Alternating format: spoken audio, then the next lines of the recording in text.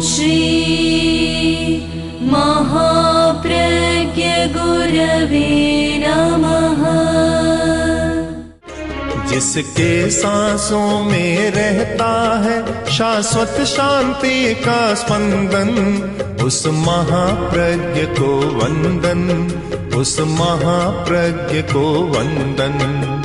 सत्य अहिंसा अनेकांत को अर्पित जिसका तन मन, उस महाप्रज्ञ को वंदन, उस महाप्रज्ञ को वंदन। जिसके सांसों में रहता है शाश्वत शांति का स्पंदन, उस महाप्रज्ञ को वंदन, उस महाप्रज्ञ को वंदन।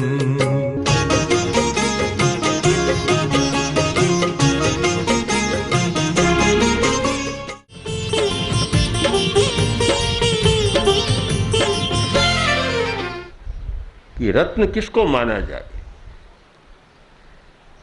ऐसे तो जितने मणि हैं उनको रत्न कहते हैं। मणि का एक वर्ग है और मणि वर्ग में हीरा, पन्ना, माणक आदि आदि आते हैं, मुक्ता तो अलग रह जाते हैं, उसको रत्न कहते हैं। रत्न का एक अर्थ होता है श्रेष्ठ। जो श्रेष्ठ होता है वह रत्न कहलाता है। अश्वरत्न, नर रत्न, जो भी घोड़ों में श्रेष्ठ है वह अश्वरत्न है, मनुष्यों में श्रेष्ठ है वह नर रत्न है, हाथी में जो श्रेष्ठ है वह हस्ती रत्न है। जो श्रेष्ठ का नाम है रत्न। अब रत्न की बात है, इस पर दूसरे कोण से भी चिंतन किया गया। एक दृष्टिकोण है पदार्थ परक, पदार्थ को सामने रखकर। दूसरा दृष्टिकोण है उससे और थोड़ा गहराई में जाता है कि ठीक है, तुमने रत्न मान लिया, रत्न के व्यापारी हो, रत्न का काम करते हो, पर क्या इसको सर्वोच्च मान रहे हो? प्रथम शिखर कोटि में रख रहे हो या इनसे भी आगे किसी का स्थान है? शीर्ष स्थान पर किसको रखा जाए? चोटी पर किसको रखा जाए? क्या हीरे को रखा जाए? किसको रखा जाए? यद्यपि रखा तो जा रहा है, पर अनुभव करके, और एक विद्वान कवि ने कहा कि चिंतन करो कि जिस रत्न को तुम शिखर पर रख रहे हो, शीर्ष स्थान पर रख रहे हो, क्या वह तुम्हारा जीवन दाता है, जीवन देने वाला है? कसौटी मान ली कि जो जीवन दे सके वह उत्कृष्ट रत्न है, और जो जीवन न दे सके वह दूसरी कोटि का रत्न होगा, प्रथम कोटि का नहीं होगा। तो तब आया कि प्रथम कोटि का कौन सा है? प्रथम कोटि का रत्न तो कहा गया पृथिव्याम त्रीणि रत्नानि। वास्तव में इस धरा पर, इस पृथ्वी पर तीन ही रत्न है। पहला जल, मन्नम सुभाषितम, पहला है पानी, दूसरा है अन्न और तीसरा है सुभाषितम। ये तीन रत्न है वास्तव में, और तो सब पाषाण रत्न है। ये तीन रत्न वास्तविक है। एक आदमी के पास करोड़ों के हीरे पड़े हैं, करोड़ों के दूसरे रत्न, पन्ना, माणक, जो बढ़िया रत्न है पड़े हैं, कि पीने को पानी नहीं। क्या होगा? क्या हीरे को पी सकेगा? क्या पन्ने को पी सकेगा? नहीं पी सकता। जीवन देने वाला कौन? एक बड़ा चिंतन का प्रश्न है। क्यों चिंतन हमारा गहराई की ओर जाना चाहिए। एक हमारा स्थूल ग्रहण, स्थूल ज्ञान और स्थूल चिंतन होता है, और जब हम सूक्ष्म चिंतन की भूमिका पर जाएं तो सच्चाई के परत उगरते चले जाते हैं और हमें पता लगता है कि सच्चाई क्या है आखिर। जल सबसे बड़ा रत्न है। संस्कृत में इसका नाम है जीवनम, जीवन। जीवन और जल दो नहीं है। जल है तो जीवन है, जल नहीं है तो जीवन नहीं है। आज जल की बहुत भारी समस्या हो रही है। जल संकट हो रहा है कि पानी कहाँ से लाए।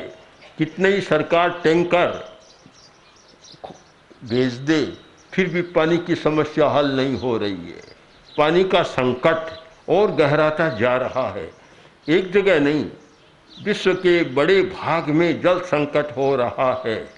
पानी की समस्या तो सबसे बड़ा रत्न, प्रथम रत्न, इसको पहला स्थान दिया जा सके वह है जल, पानी। दूसरा है अन्नम, अन्न दूसरा रत्न है। उसके बिना भी जीवन नहीं चलता। पानी के बिना आदमी 10-20 दिन से ज़्यादा नहीं जी सकता, 30 दिन से ज़्यादा मान लो। पानी पिए बिना नहीं जी सकता, तो अन्न खाए बिना 50-60 दिन जी लेगा। आखिर तो जीवन नहीं है, तो अन्न को भी जीवन ही मानना चाहिए। उपनिषद साहित्य में कहा जाता है अन्नं वै प्राणः, अन्न प्राण है। जीवन नाम नहीं रखा कोशकार ने, पर प्राण है, प्राण तो जीवन है हमारा। तो अन्नं वै प्राणः, अन्न प्राण है। तो असली रत्न पहला पानी, दूसरा अन्न, तीसरा रत्न शुभाषितम, अच्छा बोलना, मीठा बोलना, यह भी रत्न है, सचमुच रत्न है। और ऐसा रत्न है जो समाज को एक सूत्र में बांधे रखता है। ज़्यादा बिगाड़ किससे होता है और किससे हो रहा है? वाणी का संयम नहीं, सुभाषित नहीं, कुभाषित का प्रयोग हो रहा है। बड़ी बड़ी संस्थाओं में, जो राष्ट्र को चलाने वाली संस्थाएं, वहाँ भी कुभाषितम है, सुभाषित नहीं। जब एक दूसरे पर वर्षा करते हैं, आरोप लगाते हैं और कुवचनों की जड़ियाँ लगाते हैं, तब ऐसा अनुभव होता है कि मानो कोई कहाँ से, ऊपर से आई है कि नीचे से आई। इतना बुरा कैसे बोल सकते हैं? इतना झूठे मन गढ़ंत आरोप कैसे लगा सकते हैं? पर कुभाषित का प्रयोग हो रहा है, मधुर भाषण नहीं है। जीवन चलता नहीं है। आज लड़ाइयाँ जो हो रही है, एक वाणी का संयम हो जाए और इतना ज़्यादा दुष्ट वचन बोलना, दोषपूर्ण वचन बोलना, आरोपपूर्ण भाषा बोलना, यह बंद हो जाए तो 50% समस्या का हल होता है। बस आपस में वाणी के द्वारा ऐसी बात करते हैं, ऐसा प्रयोग करते हैं कि उनका समय लड़ाई में ही बीत जाता है। मौलिक समस्याएं तो धरी की धरी रह जाती है। आप देखेंगे जो बड़ी बड़ी राष्ट्र की संस्थाएं हैं, मूल काम कितना होता है और परस्पर लड़ाई का काम कितना होता है। एक बहुत मर्म की कहानी है कि एक राजपूत क्षत्रिय, बड़े उच्च शालीन व्यक्ति थे। गरीबी का समय आ गया, ये तो सब में होता है, आदमी में गरीबी आती है, कठिनाई होती है। तब सोचा ऐसे काम नहीं चलता, कहीं नौकरी कर दूं। एक धनी आदमी के पास गए और कहा कि मुझे नौकरी रख ले। उसने देखा बहुत शालीन आदमी है, बड़ा आदमी है, अच्छा है। अब क्या काम हो? काम क्या होगा कि ठाकुर साहब आपका और कोई काम नहीं है, आपका एक काम है कि मुझे पानी पिला दिया कर। जारी रखते थे, जारी के बस ये इसकी रक्षा करना, पानी पिलाना आपका काम है। काम भी अच्छा सौंप दिया। एक दिन यात्रा पर जा रहा था धनी आदमी और साथ में ठाकुर साहब थे ही, पानी पिलाने की ड्यूटी थी। रास्ते में कोई लंबा रास्ता हो गया और पानी नहीं रहा। चिंता हो गई कि पानी नहीं रहा और मेरी ड्यूटी पक्की है, कर्तव्य पक्का है, कि पानी पास में होना चाहिए, अब पानी रहा नहीं, अब क्या करूं। देखा एक पास गांव दिखाई दिया।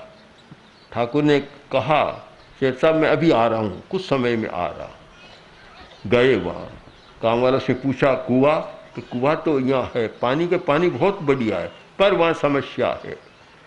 समस्या क्या है कि इसमें पानी निकालने जाता है, वापस में जिंदा नहीं आता, ये समस्या है। पानी तो बहुत बढ़िया है। उसने कहा कि ऐसी क्या बात है, एक बात है, आप जाना मत। अब ठाकुर था, क्षत्रिय था, पौरुष था, साहस था, एक अंतर होता है। एक बड़ा निर्भीक और मनोबल वाला था। तो कहा नहीं कोई चिंता मत करे, मैं जाता हूँ, आप चिंता नहीं करें। लोगों ने बहुत रोका कि नहीं आपको नहीं जाना, अच्छे आदमी लग रहे हैं, आपको जाना नहीं है। उन्होंने कहा मैं तो जाऊँगा। गए, पानी निकाला और इतने में तो एक दैत्य की प्रतिमा सामने आ गई, हाथ में शस्त्र भी किसका, हड्डी का। भयंकर रूप सामने आया और बोले क्या कर रहे हो, पानी निकाल रहे हो? कहाँ पानी निकाल रहे हो, पानी बाद में ले जाना, पहले मेरे प्रश्न का उत्तर दो। कहिए महाराज, कहिए आप, तो मैं कैसा लग रहा हूं, कैसा लग रहा हूं? कि आप जैसे हैं वैसे लग रही हैं, अच्छे लग रही हैं, जैसे इंद्र अपने रूप में होता है। आप कोई दिव्य आत्मा लग रही है, आप भी दिव्य आत्मा है।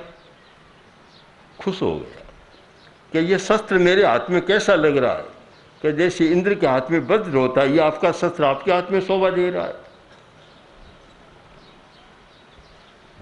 इतना खुश हुआ, बोला तुम पानी ले जाओ। पानी नहीं ले जाओ, मैं तुम्हें वरदान देता हूं, बोलो मांग लो, एक चीज मांग लो, मैं तुम्हें दे दूंगा। मैं बोला कि महाराज कृपा करें, मुझे वरदान की जरूरत नहीं, पर आप ये बताएं कि आप लोगों को मारते क्यों हैं? आपका डर बैठा हुआ है कि कोई भी पानी निकालने जाता है और उसे आप मार डालते हैं। क्यों मारते हैं कि तुम समझे नहीं। कोई भी पानी लेने आता है, मैं सामने प्रकट होता हूं और पूछता हूं मैं कैसा लग रहा हूं, तो लोग कहते हैं बहुत भद्दा चुड़ैल भूत सा लग रहा है, प्रेत आत्मा सा लग रहा है। ये मेरे हाथ में शस्त्र कैसा लग रहा है, कि ये हड्डी का शस्त्र बड़ा भद्दा लग रहा है, ये कहता है उसी मार डालता। आज तुम आए, तुमने जो कहा, इतनी मीठी बात कही कि मैं राजी हो गया मारने की। मैं कोई मारता नहीं हूं, उनकी वाणी मरवा देती है। अब बोलो तुम क्या चाहते हो? कि महाराज मैं और कुछ नहीं चाहता, एक बार मांगता हूं कि लोग पानी भरने आए, कृपा कर आप दर्शन देना बंद कर दे, बस ये चाहता हूं। आप दर्शन न दिया करें, क्योंकि सब लोग समान नहीं होते हैं। अब आप चिंतन करें कि उस व्यक्ति ने क्या दिया, उसको बस में कर लिया, वशीकरण मंत्र का प्रयोग कर लिया। सबसे बड़ा वशीकरण मंत्र क्या है? सुभाषितम, मीठा बोलना सबसे बड़ा वशीकरण मंत्र है। लोग मंत्र की साधना करते हैं, दूसरों को बस में कर लें, और पता नहीं वशीकरण मंत्र कब सिद्ध होगा, कब देवी आएगी, कब राजी होगी, कब तुम्हें वरदान देगी, और कब कौन तुम्हारे वशीकरण में आएगा। किंतु तुम्हारे पास वशीकरण मंत्र तो है, सुभाषितम। मीठा बोलना सीखो, मधुर वचन का प्रयोग करो, कटु वचन मत बोलो, व्यंग की बात मत करो, आरोप की भाषा मत बोलो, किसी पर दोषारोपण मत करो। तुम्हारे पास तो स्वयं वशीकरण मंत्र है कि आदमी अपने आप तुम्हारे व्यवहार से वश में हो जाएगा। परंतु बड़ा कठिन है। रत्न का व्यापार करने वाले भी सोचें कि उन्हीं को रत्न न माने, तीनों को और जोड़ दें साथ। हीरा, माणक, पन्ना, नीलम, ये सारे लसुनिया, ये सब रत्न है। रत्नों की बहुत बड़ी संख्या है, सूची है, बहुत लंबी सूची है रत्नों की। उन्हीं को न माने, साथ में तीन को और जोड़ दें कि पानी भी रत्न है, अन्न भी रत्न है, और मीठा बोलना भी रत्न है, सुभाषित रत्न है। इसको जोड़ दें तो शायद उन रत्नों का भी मूल्य बढ़ जाएगा। और इनको नहीं जोड़ते हैं तो उन रत्नों का भी मूल्य घट जाता है। पदार्थ का मूल्य आगे, चेतना का मूल्य तो और ज्यादा है, पर पदार्थ का मूल्य भी समान नहीं होता। एक आदमी ऐसा था कि बहुत काम करता, देता, सबको करता, पर अंत में एक ऐसा कड़वा वचन कहता कि किया कराया सारा साफ। कोई भी मांगने जाता, चंदा भी दे देता और कुछ कर देता, सब जाने लगते, तब कहता क्यों भिखारी हो, झोली लिया फिर रहे हो, अब क्या कराया सारा साफ हो जाता। सुभाषितम एक बहुत बड़ा धर्म का सूत्र है, अध्यात्म का सूत्र है और व्यवहार का मंत्र है, महामंत्र है। सुभाषितम, मधुर भाषण का अभ्यास करो। बड़ा कठिन है, थोड़ा सा मन के प्रतिकूल कोई काम होता है और तत्काल कुछ न कुछ निकल जाता है, निकल जाता है मुंह से, नहीं कहना चाहिए फिर भी निकल जाता है। एक समय की बात है, राजा भोज अपने महल में गया। जैसे ही गया, महारानी पंडित माग से बात कर रही थी। राजा गया और तत्काल रानी को आवेश आ गया। आवेश में आकर कहा, आओ मूर्ख। किसको कहा? अपने पति को और राजा भोज को कहा, आओ मूर्ख। अब मूर्ख शब्द बड़ा कड़ा होता है, बहुत कटु शब्द है मूर्ख। किसी को कह दे तू मूर्ख है तो लड़ाई करना शुरू कर देगा। अब बोला, महारानी ने महाराज को कहा, आओ मूर्ख। उसी समय उल्टे पैरों चला गया, जाकर और सो गया। रात का समय था, सोने का समय था, सो गया। सो तो गया पर आंख में नींद कहाँ? शरीर तो सोया हुआ है, आंख तो जागती है, खुली आंख है। तनाव भर गया, दिमाग तनाव से भरा। अब जब तनाव में आदमी होता है तो नींद आने का प्रश्न ही नहीं होता। नींद उसी व्यक्ति को आती है जिसमें कोई तनाव नहीं होता। इसका तो मैं अनुभव करता हूँ कि तनाव मुक्त होता है तब नींद कैसी आती है। मुझे अभी बचपन से नींद आती है, 5-10 वर्ष के बच्चे, 5 वर्ष के बच्चे जैसी नींद आ जाती, कारण कोई तनाव नहीं रहता। काम किया, प्रवचन में आना था, बीच में 5 मिनट का समय हो तो 5 मिनट लेटे, 5 मिनट नींद आ गई बीच में। तनाव नहीं है तो नींद आ जाती है। नींद कोई नहीं आती ऐसा नहीं है, नींद की गोली खाने की जरूरत नहीं है। बहुत लोग नींद की गोलियां लेते, गाँव वाले तो शायद नहीं लेते, गांव के लोग तो क्या लेंगे, पर बड़े बड़े शहरों के लोग तो नींद की गोलियां खाकर ही नींद लेते हैं। हाँ, नींद भी स्वाभाविक कहाँ है, गोलियों के आधार पर नींद लेते हैं, वह भी पूरी नहीं आती, पूरी नहीं आती। गोली लेने पर भी नींद अब आनी बंद हो गई है, अब तो और कुछ खोजना होगा। तो तनाव जब होता है नींद नहीं आती। राजा तनाव से भर गया, क्या करे, मुश्किल से रात बीती और तनाव में रात भी लंबी हो जाती है। त्रियामा सतयामा भवती, रात्रि का नाम है त्रियामा, 3 पहर वाली। जब तनाव में आदमी होता है तो वह सतयामा 100 पहर की बन जाती है, मुश्किल से कटती है। राजा ने बड़ी मुश्किल के साथ रात को बिताया। अब दिन उगा, प्रातः कर्म किया, राज्य सभा में गया, बस तनाव तो दिमाग में भरा है और वही मूर्ख आओ मूर्ख शब्द घूम रहा है दिमाग में, एक ही बात सामने घूम रही है। जैसे ही मंत्री आया, राजा ने कहा आओ मूर्ख।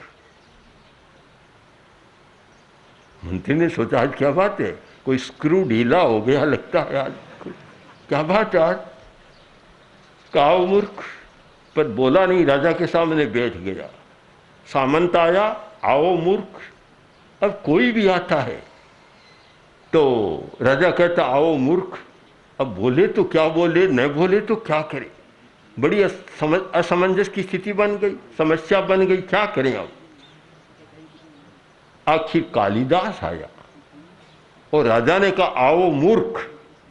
अब विद्वान आदमी चूकने वाला नहीं था, पंडित जो जिनके हाथ बगल में होते हैं, अपनी विद्या के बल पर जीते हैं, वे धन के आधार पर नहीं जीते, उनको कोई परवाह नहीं थी। जब राजा ने कहा आओ मूर्ख, कालिदास ने कहा महाराज आपने कैसे कहा, मैं मूर्ख कैसे हुआ, कैसी मैं मूर्ख हुआ।